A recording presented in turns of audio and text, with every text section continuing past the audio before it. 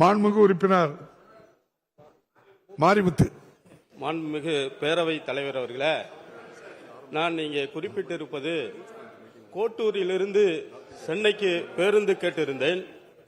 கோட்டூர் அதன் சுற்றி இருக்கிற பகுதிகள் கிராமப்புறமாக இருந்தாலும் கல்வியில், மக்கள் தொகை பெருக்கத்தில், தொழில் வளர்ச்சியில் அந்த பகுதி ஒரு வளர்ந்து வருகிற ஒரு கிராம பகுதி. நாங்கள் சென்னைக்கு போக வேண்டும் என்று சொன்னால் இங்கே அருகாமையில் இருக்கிற 18 கிலோமீட்டர் இருக்கிற மன்னார்குடிக்கு தான் செல்ல வேண்டும். அதே தூரத்தில் இருக்கிற 18 கிலோமீட்டர் திருத்துறைப்பூண்டிக்கு தான் செல்ல வேண்டும்.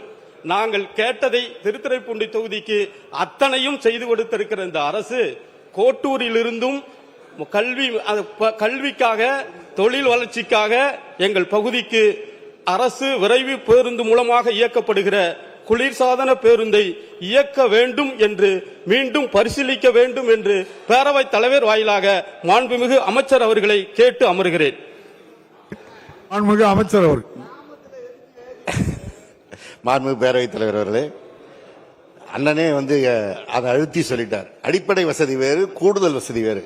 அடிப்படை வசதி என்றால் நீங்கள் கோட்டூரிலிருந்து சென்னைக்கு பேருந்து வசதி தேவை என்றால் அதில் எந்த கருத்து மாற்றமா இருக்காது.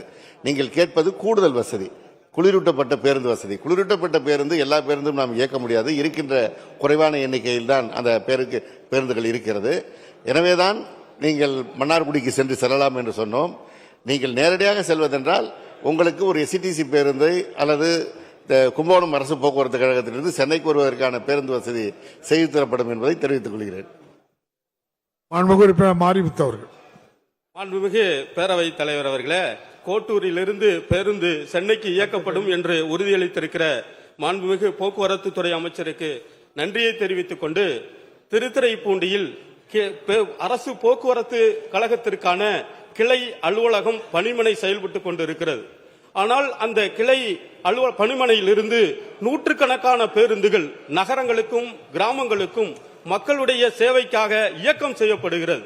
ஆனால் அந்த பேருந்து பணிமனை இன்றைக்கு தரைத்தளம் முழுவதுமாக மண் தரையாக இருக்கிற காரணத்தினால் நூற்றுக்கணக்கான பேருந்துகளையும் அங்கிருந்து நிறுத்தி இயக்கம் செய்வது என்பது மழை காலங்களில் தண்ணீர் சூழ்ந்து அந்த தரைத்தளம் முழுவதுமாக சேரும் சகதியுமாக மாறி போய்விடுகிறது. எனவே அந்த தரைத்தளத்தை சிமெண்ட் தரைத்தளமாக மாற்றுவதற்கும் அங்கே கிளை அலுவலகமாக செயல்பட்டுக் கொண்டிருக்கிற அலுவலகம் பழுதடைந்து போய் இருக்கிறது. ஓட்டுநர் நடத்துனருக்கான ஓய்வு அறையாக இருக்கிற அந்த கட்டிடமும் பழுதடைந்து போய் இருக்கிறது.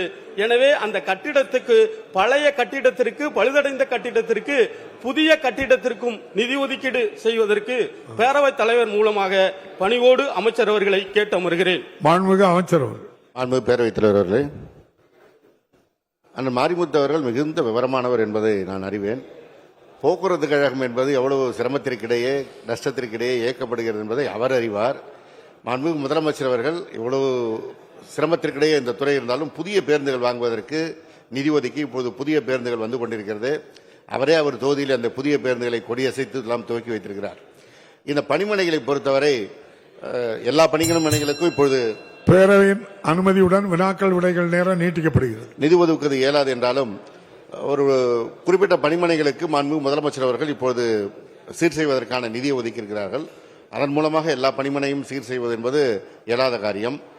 சட்டமன்ற உறுப்பினர் நிதியிலிருந்து மாண்புமிகு உறுப்பினர் நிதி அளித்தால் அதன் மூலமாக அவற்றை சீர் செய்து கொள்ளலாம்.